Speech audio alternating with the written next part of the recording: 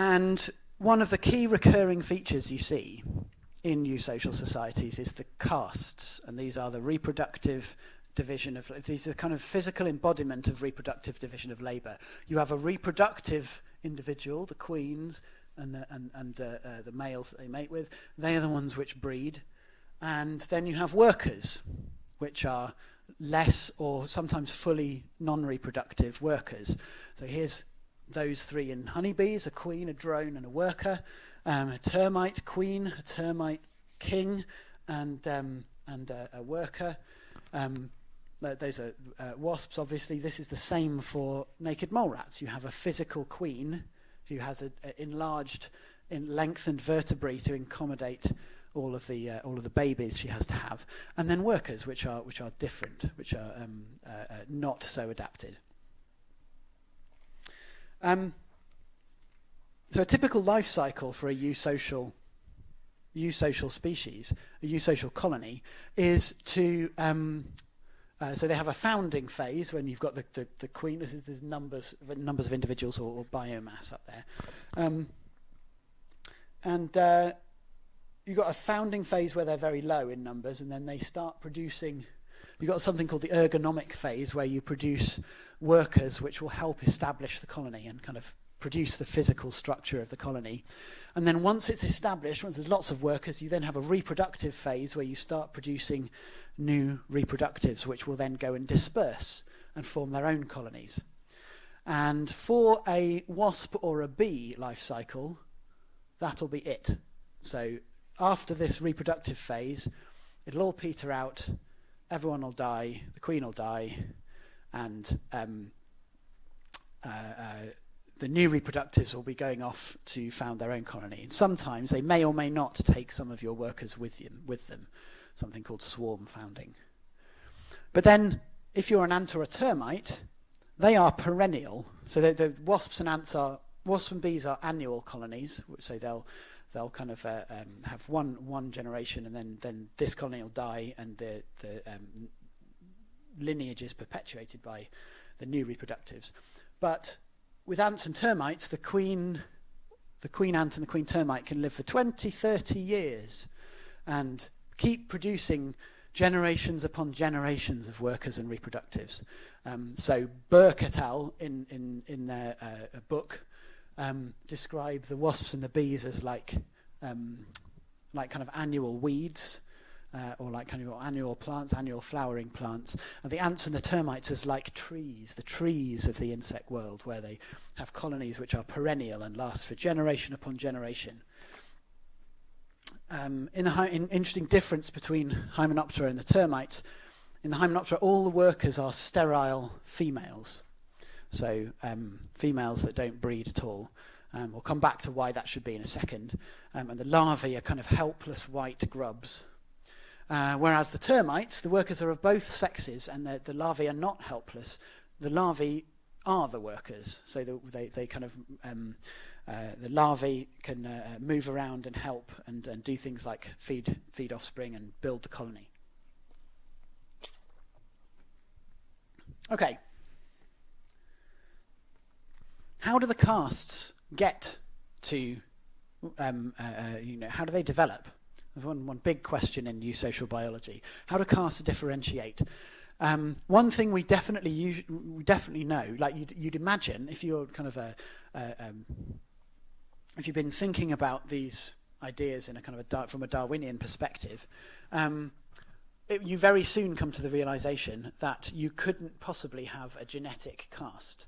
Like you couldn't possibly have a situation where workers are genetically sterile. Because obviously they would be coding for their own utter, complete loss of fitness.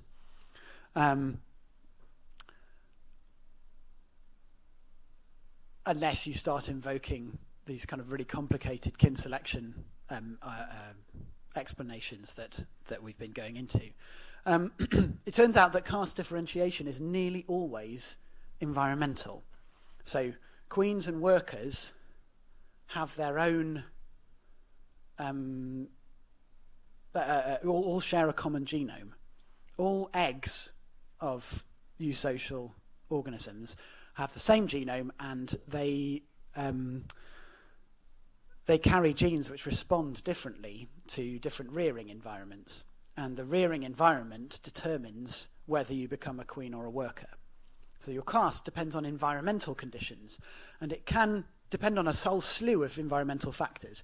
Usually, it's nutrition.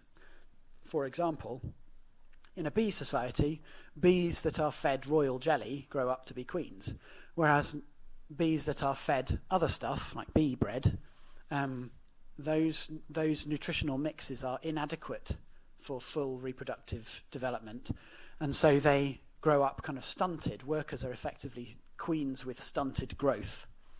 But it's not just stunted growth. They've evolved a whole suite of gene expression responses to that nutritional environment that allows them to become workers, fully efficient workers. It can also be temperature. Temperature can determine which caste you develop into.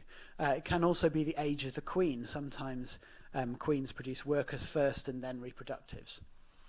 It can be physical manipulation by the queen. We talked about manipulation in cooperative breeding societies to do with kind of punishment and stuff. We'll come back to manipulation by the queen later in this lecture. There are a couple of rare exceptions where castes are determined genetically, but usually they involve, instead of having different genomes within a species, different kind of alleles within a species determining whether you're a queen or a worker. In this case, it's all about hybridization. So individuals that hybridize with another species end up being less reproductive. So go and check out that reference to see what that's all about. So the queen is specialized entirely for reproduction, and so she has lost a lot of traits which would otherwise help her do things like foraging and at least once she's established in a colony, nest building or cleaning or anything like that. And she basically exists as a baby making device, an egg laying machine.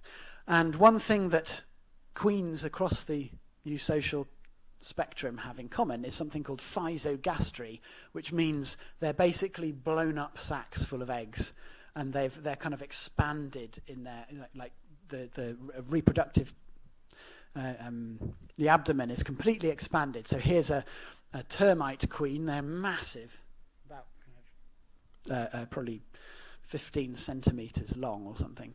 On a much smaller scale, here's a queen thrips. There's queen bee up there. Here's another kind of queen ant. This is a queen of a thing called a stingless bee, whom I think some of you may have seen in Brazil. We opened up a colony of stingless bees and saw the queen. That's one of them. This is a queen naked mole rat in the middle here with her kind of attending retinue around her, but she's swollen up full of babies here. And here is a queen snapping shrimp. They all have in common that the queen is physically enlarged in order to have more babies, and that condition is called physogastry. Now, normally speaking, you have one kind of worker where they're basically kind of adapted to be kind of capable in terms of defending and foraging and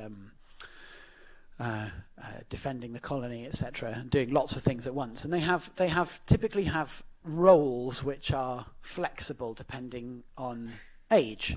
So they have lots of like ant workers, for example, have lots of different roles. They can be foragers. Here are some leafcutter ants. They can be soldiers. Here are some defending the colony. They can be like some other slightly weirder roles. They can be medics. So some of them will carry bacteria that they can go to injured colony mates and smear them all over. They can act as living stitches to stitch nests together.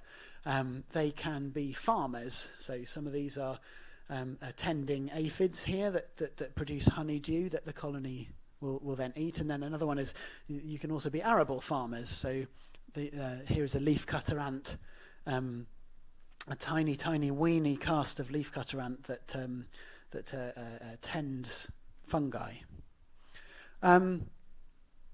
some of the roles are quite bizarre. So one of the roles for fire ant workers is to provide a living boat in the case of flooding, which happens quite a lot in southern America.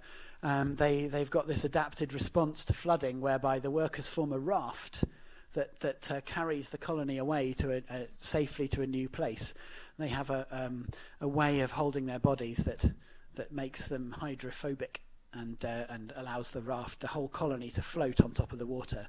And it's known as a nightmare locally to canoeists trying to get anywhere in the Everglades. They can be living bridges as well. So here's a bridge of ants. Look at that, all the way over here. Just the living bodies of ants allowing the colony to get places that it wouldn't otherwise have been able to get. Some species have subcastes, though. There's not just one kind of worker. So here's an interesting example. This is Nasutitermes. In Nasutitermes, you have one kind of worker, kind of a typical normal worker, and then you have something called a nasut, which is a soldier caste, which has an acid cannon on its head, and in response to attack by invaders, they shoot an acid. And there are even two castes of those. There's this one here, a smaller one, and this one, which is a massive nasut soldier with great big jaws that also is able to bite. So it's quite a fearsome thing. And this has happened all over the place. So it happens in termites, but also these are army ants, and there are kind of 5 or 6 different castes of army ants. This is from the smallest one here, a small worker within the colony, to these massive major soldiers, which have these vast jaws for deterring predators. And there's the queen.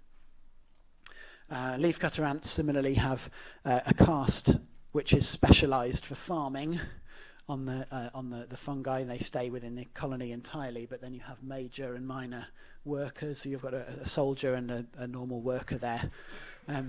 So some different complexity of evolution of castes in species, and this can lead to some quite weirdly specialised castes. So this is an ant called Cephalotes, and they have this weird kind of, they're called a turtle ant because they've got this weird kind of thing on their head. That's a normal worker, and this is like a worker with a kind of a manhole cover on its head, and it's literally a manhole cover because they live within branches, and the entrance to their colony is a little hole, and when it's attacked, those manhole cover workers just basically flock to the entrances and block them up with their heads.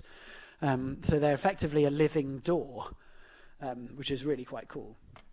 And then there are ones which are suicide bombers. So these Colobopsis have a caste of workers which basically their head is stuffed full of sticky chemicals, and their job is to, when the colony is attacked, to run up to the invaders and explode. You can see one that's exploded right here, and it covers the intruders in kind of sticky goo. So it's an interesting specialization. If you think about it, it's not really that different from, we all know that honeybee workers die when they sting, so it's not a million miles from that.